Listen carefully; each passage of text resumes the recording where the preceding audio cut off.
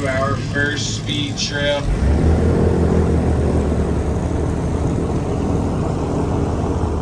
This boat can reach top speeds of about 40 miles per hour, and with these two big boy engines in the back, we got about 800 horsepower.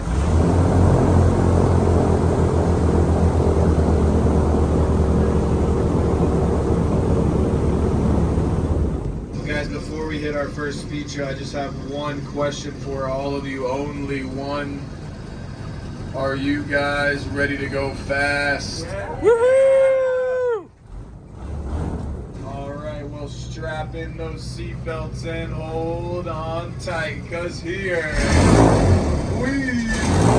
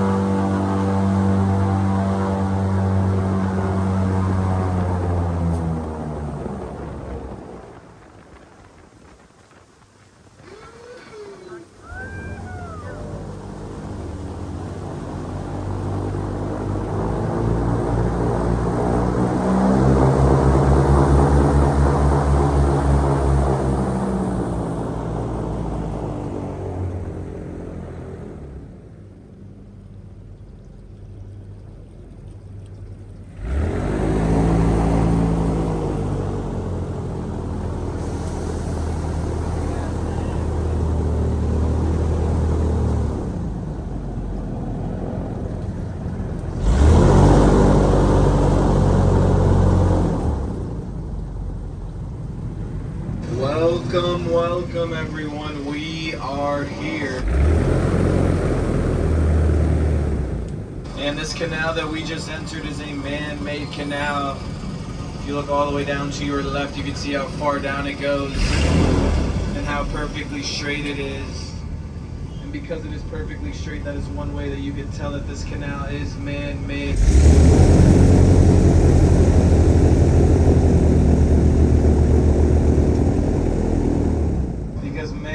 To make these perfectly straight lines, you know, you got your canals, your roads, your skyscraper. But Mother Nature, she doesn't really make perfectly straight lines, guys. She likes her twist and turn. These canals are very beneficial to our boats and all the other boats traveling through them because they are all over the Everglades and they are very deep. They range in depth from 20 to 40 feet deep, where typically your Everglades is only a couple feet deep, 1, 2, 3 feet, a lot of dry patches everywhere. So with these canals being all over the Everglades and being that deep, they allow our boats and all the other boats traveling through them to navigate these waterways with ease.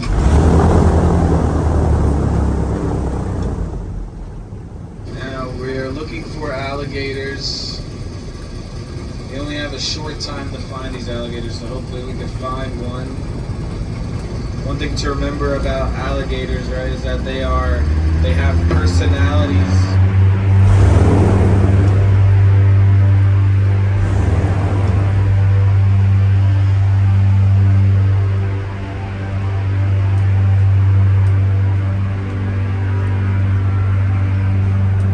Alligators have personalities just like dogs and cats. Some gators are very nice and cute and cuddly. Some are shy, some are brave, and some alligators are just mean and vicious. But all alligators have three things in common. They are all cold-blooded, territorial, and always lurking. Now there are many different types of plants in the Everglades, right? But there are three main plants out here that we call the big three. Number one is on the left and right side. You will see these leaves on top of the water. These are called spattered dock plants. You can tell that these are the spattered dock by the yellow flower. Spattered dock, spatter like paint, spattered dock like a fishing dock. You can tell that they're the spattered dock by the yellow flower, where you might have thought these were lily pads, but the lily pads, they have little white flowers. These are not lily pads. That's number one, the first plant of the big three. Number two and three is going to be all this tall grass you see all around us. A lot of grass in the Everglades. A lot of tall grass. Grass number one, your cattail grass. This grass has little fuzzy ends on the tips of it that make it look like the tail of a cat.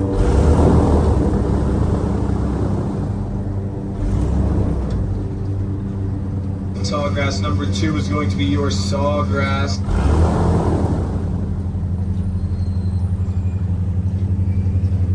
The sawgrass can cut you just like a saw, hence the name. The sawgrass has these micro thorns on the blades of the grass that you cannot see with the naked eye. They face upwards on the blade, so they can only cut you in one direction. If you take your hand, rub it down the blade of grass, you will feel those thorns snag your skin. However, if you take your hand and rub it up that same blade, you will not feel those thorns at all.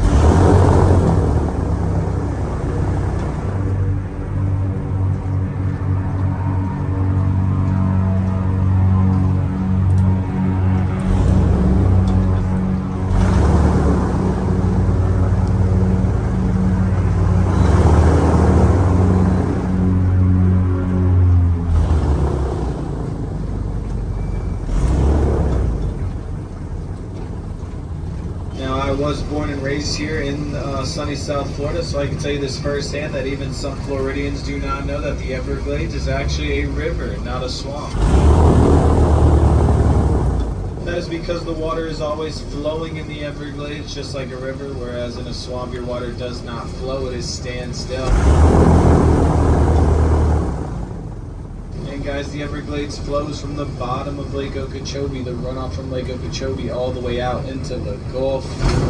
About 100 miles long and about 60 miles wide in square feet, the Everglades is bigger than the Grand Canyon.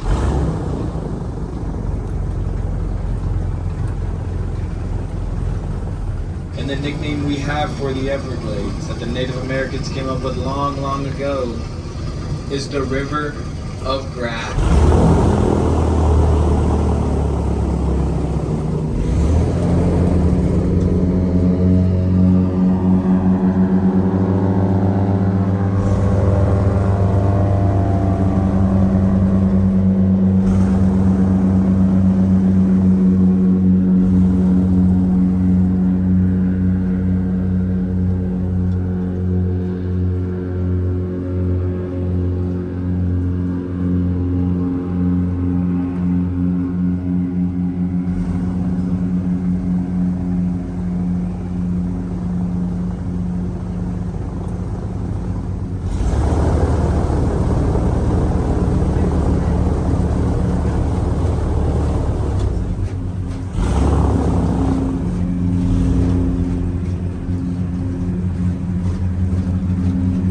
Man-made canals are very deep, but most of your Everglades very shallow. Your Everglades depends on rainwater for its water levels. The more rain, the more places we can take the boat, the more fun we can have. However, if it does not rain for long periods of time, the water levels will keep dropping and dropping and dropping. Eventually, they will start closing things down. They will close the speed trails. Imagine a tour where you don't go fast. Those are not the best, let me tell you.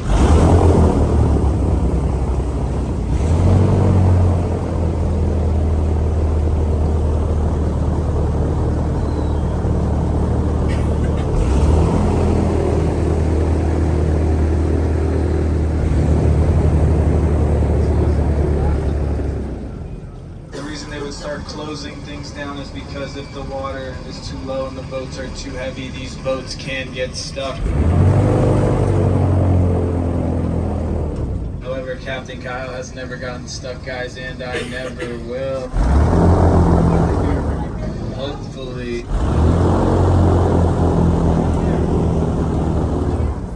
At least not with you guys on this tour, right?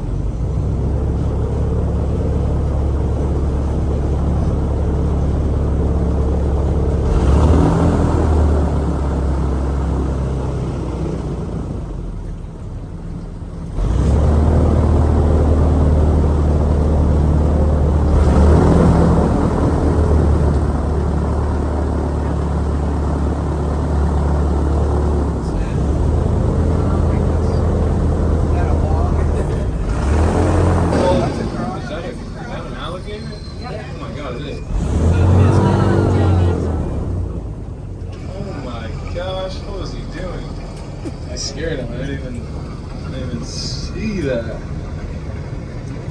Missed the first one too. Yeah, you missed the first one back there on the right. You're fired.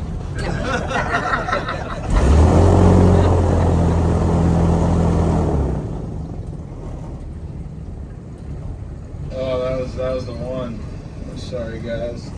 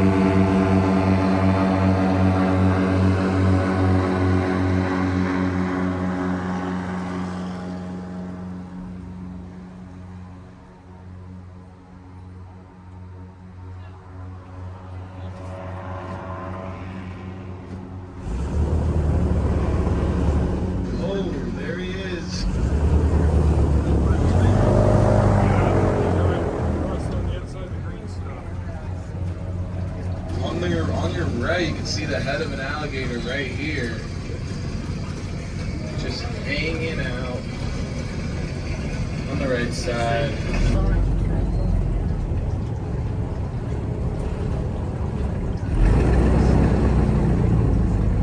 Alligators cannot see directly in front of them or behind them. They can only see left and right.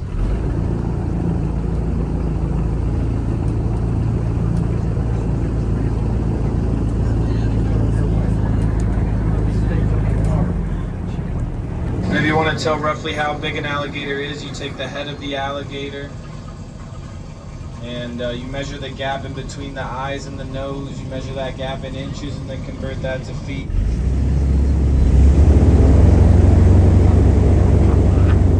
So if that gap is like 4 inches, we'd say it's 4 feet, 5 inches, 5 feet, and so forth. You see those ridges on his back, those bumps on his back, that's a big boy. Those are not scales, those are called scutes. They are as hard as bone.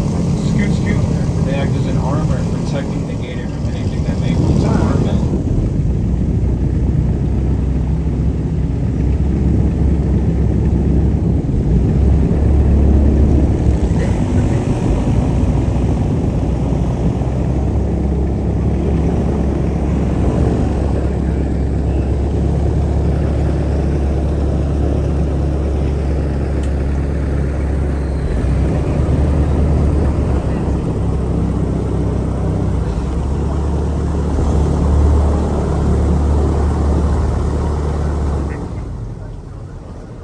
Alright, you can see that gator on the right side, swimming along, a little far away, always doing something.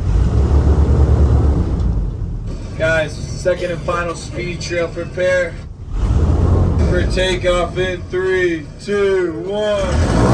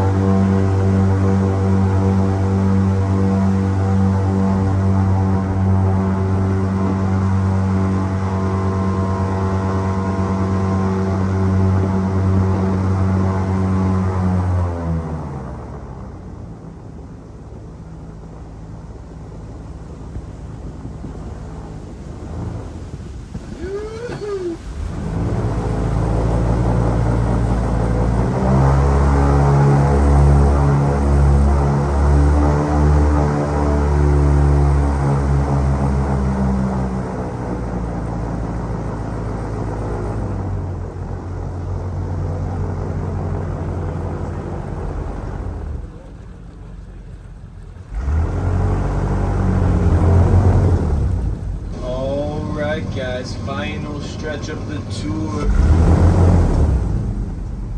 Now when I make this left turn in this back canal, I cannot spin the boat, park rule. So if we do see anything, I'm going to need everyone to either lean over or scoot over, please.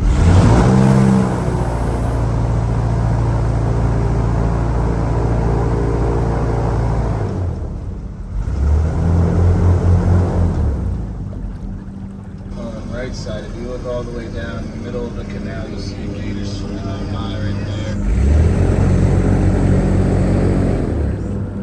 So on the left side of the canal.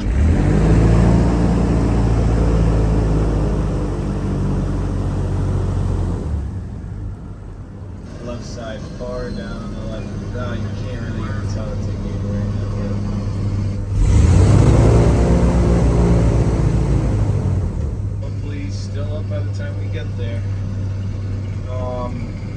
guys look on your left and right, you will see these mangrove looking trees.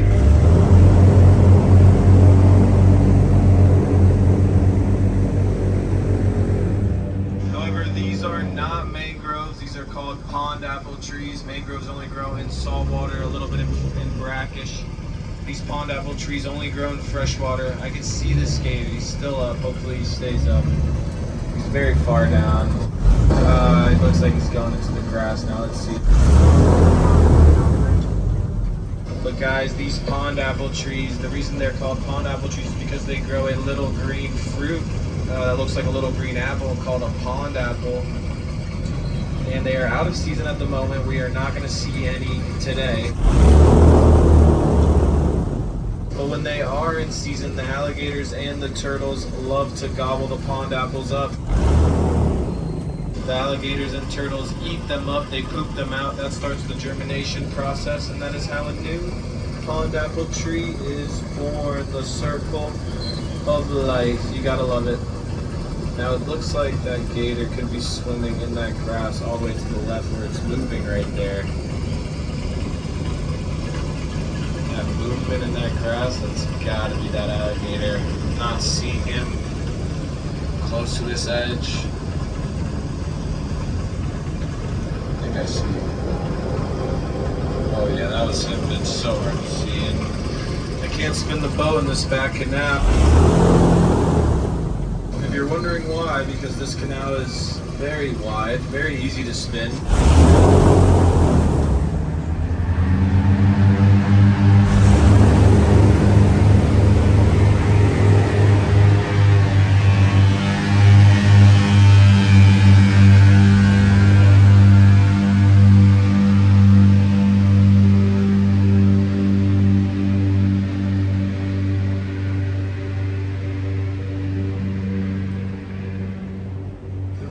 Can't spin back here is because one day someone decided to crash the boat back here and ruin all the fun for the rest of us. So yes, these boats can be crashed, and they can't crash. It has happened. It can't happen. Will it ever happen on one of my boats? Highly unlikely.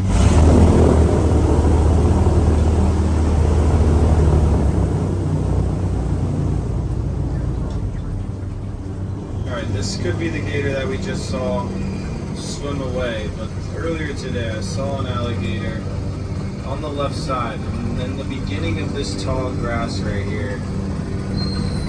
He could make me look crazy, like I don't know what I'm talking about, or he could still be here. I'm not sure. He'd be right here on the left. Oh, here he is. Right there. There he is. There he is.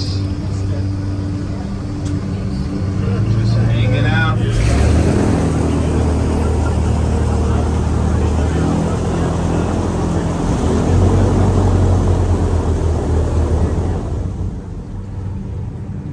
was looking a little dry. I'm very sorry, right side. If I didn't love my job, I would spin the boat, but I could get fired, so I'm sorry. Coming up to the end of our tour here. I just want to thank each and every one of you guys for coming out. I really appreciate you guys for letting me show you around.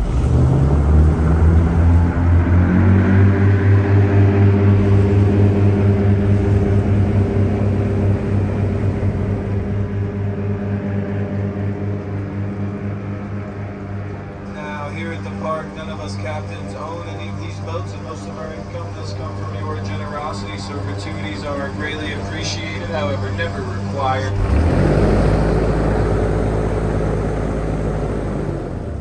Hey guys, just remember that each tour is different, each captain is different, and each boat is different, so please guys, come back again. We'd love to have you back.